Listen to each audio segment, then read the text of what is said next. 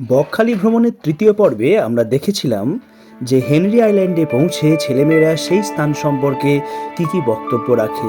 একই সঙ্গে Kargil beach, Fraserganj, fishing harbour, এগুলি সব ধাপে ধাপে তারা দেখে, উপলব্ধি করে ভূগোলের চোখে এবং প্রত্যেকটি বিষয়কে তারা যতটা সম্ভব নিজেদের প্রচেষ্টায় তুলে ধরার চেষ্টা করে।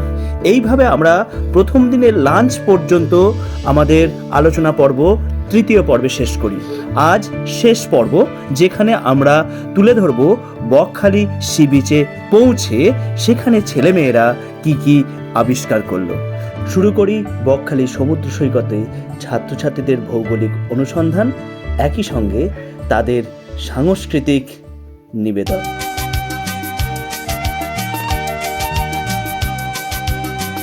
একদম কোলাহলপূর্ণ পরিবেশে অন্ততপক্ষে এক্সকারশন করা সম্ভব হয় না, তাই না? তো সেই জন্য আমরা এই জায়গাটাকে বেছে নিয়েছি। শুধু তাই নয়, এখানের যে ভূপ্রাকৃতিক বৈচিত্র্য যদি এইগুলো দেখা যায় একদম, তো এই বৈচিত্র্য কিন্তু আমরা একেবারে এতে দেখতে পাবো না, মানে মন্দারমণি বা দীঘায় গেলে দেখতে পাবো না। টাইডাল শোল, টাইডাল ফ্ল্যাটস, তারপর ম্যানগ্রোভস, তারপর হচ্ছে ঝাউবন, কত কি রয়েছে এখানের ভূমিরূপগত বৈচিত্র্য। হয়তো যারা বেড়াতে আসে তাদের খুব একটা ভালো লাগবে না, কারণ তারা তো স্নান করতে আসে, কিন্তু সমুদ্র অনেক দূরে। তো যারা ভূগোল প্রেমী এবং ভূপ্রকৃতি এবং প্রকৃতিকে আবিষ্কার করতে চায়, তাদের জন্য এই জায়গাটা পারফেক্ট। সেই সব কথা মাথায় রেখেই দেউলপুর হাই স্কুলের পক্ষ থেকে আমরা ঠিক করলাম, একসাথেই সবাই মিলে ঠিক করলাম যে বকখালি যাওয়া হোক, নাকি? বকখালি সি বিচের ধারে সারি সারি ঝাউবন, যেটা দীঘায় আগে অনেক 20-25 বছর আগে এরকম ঝাউবন পর পর পাওয়া যেত। এত উন্নয়নের জোয়ার এসেছে ওখানে, সব কেটে ফেলা হয়েছে, কোনো কিচ্ছু আর নেই। আমরা এগোচ্ছি সি বিচের ধার ধরে, যেখানে ঝাউবনের জঙ্গল, এখানেই রয়েছে বনবিবির মন্দির। এই মন্দির দর্শনে আমরা সবাই এগিয়ে চলেছি। আমরা বকখালি তটভূমিতে এখন উপস্থিত। তো এখানে বেশ কিছু ভূমিরূপ দেখা যায়, যেটা দীঘা বা মন্দারমণিতে গেলে দেখা যায় না। তো সেই ভূমিরূপগুলো কি, সেগুলো একবার আমাদের ছাত্রছাত্রীদের কাছ থেকে একবার জেনে নিই। বলো। বকখালি অঞ্চলে বিভিন্ন ধরনের ভূমিরূপ দেখা যায়, বেশিরভাগই দেখা যায় বালিয়াড়ি জাতীয় ভূমিরূপ। সেগুলির মধ্যে অন্যতম হলো জোয়ারের শোল। জোয়ারের জল যখন কমে যায়, অর্থাৎ সমুদ্রের জল যখন নেমে যায়, তখন সমুদ্রের উপকূল অঞ্চলে নিম্নসীমা ও উচ্চসীমার মধ্যবর্তী অঞ্চলে এটি দেখা যায়, যা পলি ও বালি দ্বারা গঠিত। এটাই হচ্ছে জোয়ারের শোল। এছাড়া ঠিক পিছন দিকে এই যে সাদা অংশটি দেখতে পাচ্ছি, বেশ উঁচু, যেখানে আমাদের ছাত্রছাত্রীরা উঠেছে, এটি অ্যাকচুয়ালি স্যান্ড ডিউনস। বকখালিতে আসলে এরকম স্যান্ড ডিউনস আমরা প্রায়শই দেখতে পাবো, যেগুলি মরুভূমির মতন ডিউনস নয়, সমুদ্রের বালি উড়ে এসে এটি সৃষ্টি হয়েছে, এবং যে বালির কালার সম্পূর্ণরূপে হোয়াইট, এবং এর উপরে প্রচুর পরিমাণে গাছপালা রয়েছে। সাধারণত স্যান্ড ডিউনস যেহেতু, তাই এখানে ক্যাকটাস জাতীয় গাছের প্রাধান্য বেশি দেখা যাচ্ছে।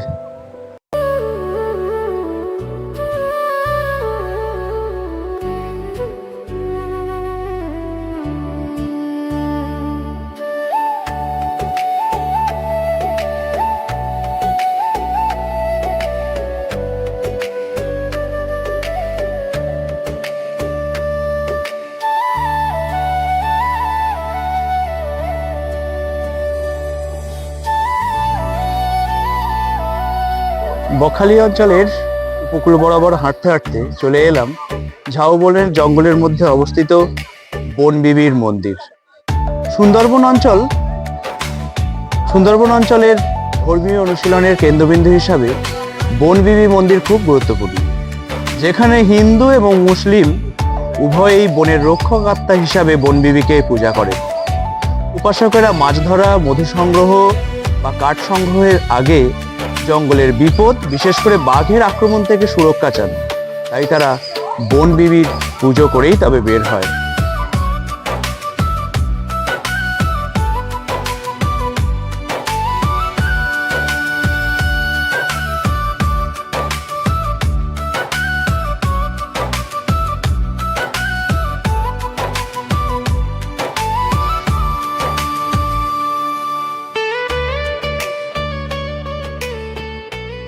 নাসরিমার কাছ থেকে বাস যোগে কি করে বকখালি আসা যায় জানলাম।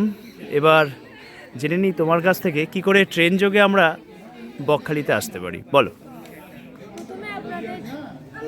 প্রথমে আপনাদের শিয়ালদা স্টেশনে আসতে হবে। আচ্ছা, কারণ হাওড়া থেকে সরাসরি কোনো বাস ট্রেন নেই বকখালি।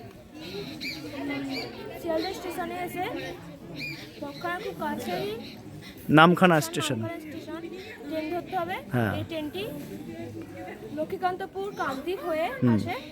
এটি 2 ঘন্টা 40 মিনিট অতিক্রম করে প্রায় 108 কিমি অতিক্রম করে আসে। এসে নামখানা স্টেশনে নেবে।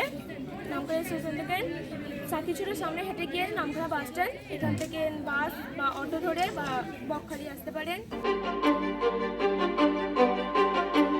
কিছু স্বপ্ন, কিছু মেঘলা, কিছু বই টই ধুলো লাগা, কিছু ইচ্ছে সারা দিচ্ছে এই বসন্ত রাত জাগা।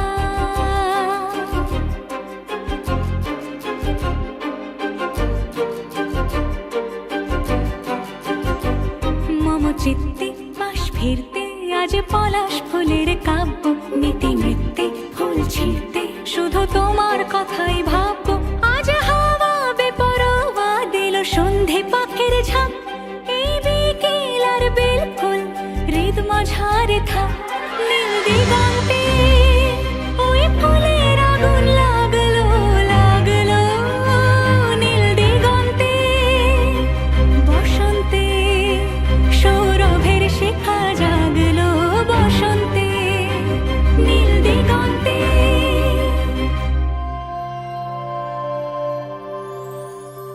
বকখালি অঞ্চলের মানুষের যে জীবিকা, সেই জীবিকা নানা রকম দিক রয়েছে। সেই ধরনের সকল জীবিকাগুলো সম্পর্কে শুভমের কাছ থেকে একটু জেনে নিই, বলো। আমরা বকখালি কৃষিক্ষেত্রে যদি দেখি, বকখালি যেহেতু একটি সমুদ্র তীর এলাকা, এই অঞ্চলের কাছে অনুসারে আমরা বালি দেখতে পাই, কিন্তু সমগ্র অঞ্চলটা ধরেই স্বাভাবিক লবণতার থেকে এখানে মাটির লবণতার হার অন্তত বেশি। এই কারণে সেরকমভাবে তার চাষবাস কিছু হতে পারে না। তবু এখানকার মানুষরা কিছু কিছু জায়গাতে ধান এবং শাকসবজি চাষ করেই থাকে। ঠিক আছে। তবে এটা নির্ভর করে গ্রীষ্ম বর্ষার মৌসুমের উপর। এবং কেন করে গ্রীষ্ম বর্ষা মৌসুম? গ্রীষ্মের সময় এখানে যে নদীগুলি থেকে জলসেচটা নেওয়া হয় সেটি প্রায় শুকিয়ে আসে, এবং গ্রীষ্মের সময় যদি বৃষ্টির জল না হয় তখন এই ফসল মারা যাবে। আর সমুদ্রের জল তো থাকলেও সেটা ব্যবহার করা যেতে পারবে না তার লবণতার জন্য।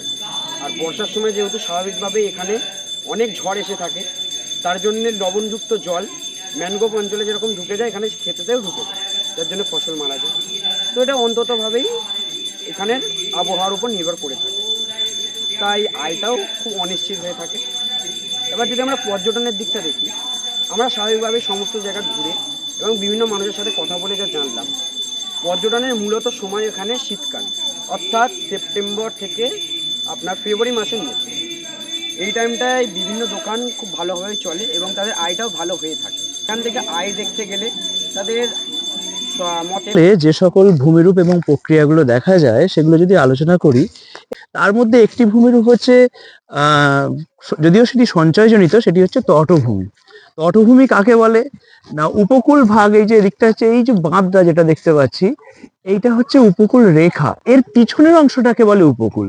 আর এই উপকূল রেখা থেকে যতদূর পর্যন্ত সমুদ্র দেখতে পাচ্ছি এই জায়গাটাকে বলে তটভূমি। এই তটভূমির মধ্যে জোয়ারের জলের আসা যাওয়া করে।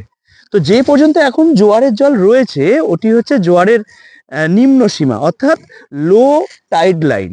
এরপরে যখন ওই জলটা এখানে যতদূর পর্যন্ত এগিয়ে আসে সেটাকে বলে হাই টাইড লাইন। এই যে জায়গাটা উচ্চ জোয়ার এবং নিম্ন জোয়ারের অংশ, এই জায়গাটাকে বলে সম্মুখ তটভূমি।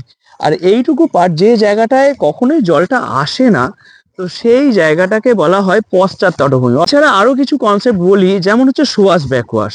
সমুদ্রের জল আসাকে বলা হয় সোয়াশ, চলে যাওয়াকে বলা হয় ব্যাকওয়াশ। তোমরা এখানে হয়তো এখন দেখতে পাচ্ছ না, কিন্তু দীঘাতে বা দেখো বা কালো আজকে সকালে হেনরি আইল্যান্ডে দেখছিলাম ঢেউগুলো আসছিল এবং ঢেউগুলো চলে যাচ্ছিল। ওই আসা ঢেউটাকে বলে সোয়াশ, যাওয়া ঢেউটাকে বলা হয় ব্যাকওয়াশ।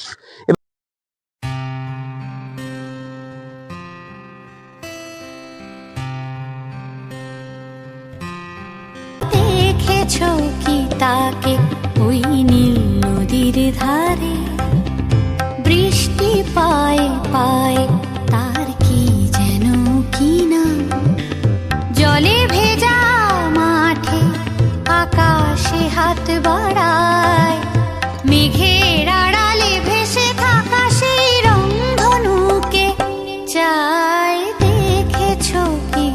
থাকে ওই নীল নদীর ধারে।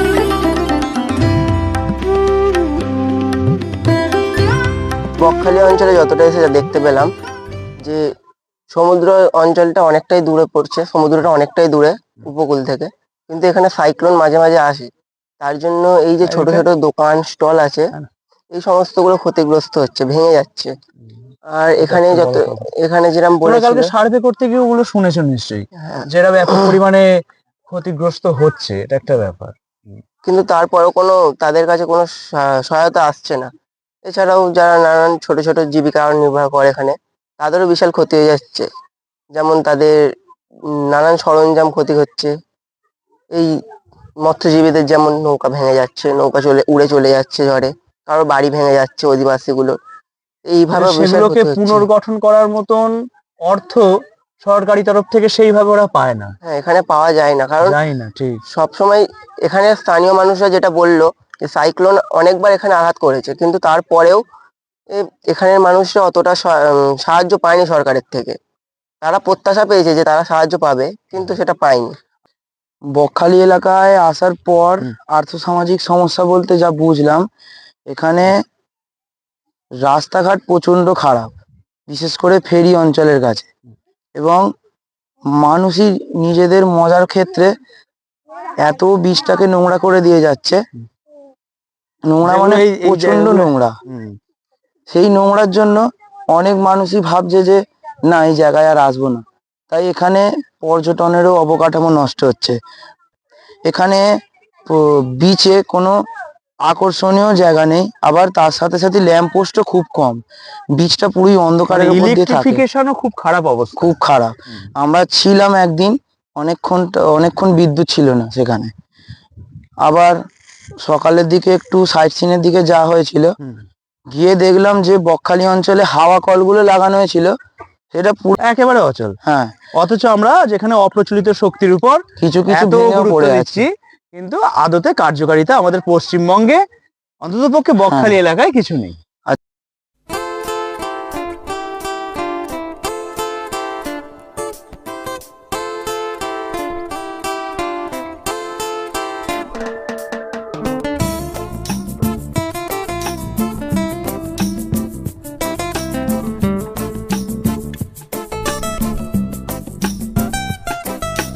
কান্দে শুধু মন কেন কান্দে রে, কান্দে শুধু মন কেন কান্দে রে, যখন সোনালি রূপলি আলো নদীর বুকে বাসা খোঁজে রে, যখন সোনালি রূপলি আলো নদীর বুকে বাসা খোঁজে রে,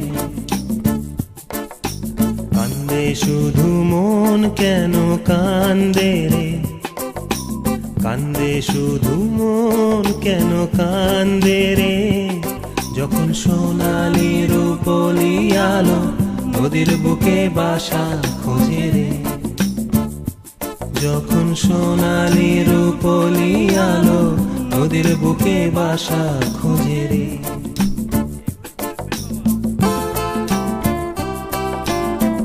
অবশেষে আমাদের বকখালি ট্যুর কমপ্লিট হলো কি তুফান? সব মিলিয়ে কিন্তু আশা থেকে এখনো পর্যন্ত অনেকটা খাটাখাটুনি হচ্ছে, কিন্তু সেই খাটুনিটাতে কোনো প্রকার খারাপ লাগা নেই, তাই না? একটা ভালো লাগা রয়েছে। সব মিলিয়ে আজকের যে ট্যুর কমপ্লিট হলো এরকম ভাবে, তোমাদের কেমন লাগছে? ভালো লাগলো না? সব মিলিয়ে হয়তো একটু রোদে পুড়ছি, কিন্তু এই পোড়ার মধ্যে একটা আনন্দও রয়েছে, তাই না? হ্যাঁ, একদম মজা রয়েছে। তো সবকিছু মিলিয়ে খাওয়া দাওয়া, থাকা, ঘোরা, এক্সপ্লোর করা, সব মিলিয়ে আমরা খুব ভালোভাবে উপভোগ করলাম দুদিন। আর আগামী বছর আশা করছি আমরা এরকম ট্যুর আবার করব, নাকি? তোমরা সবাই আসবে তো? অবশ্যই এসো, সবাই মিলে আবার নতুন করে একটা জায়গা এক্সপ্লোর করব, সেই জায়গাকে অন্য রূপে দেখবো। बड़ी हिट रहेगी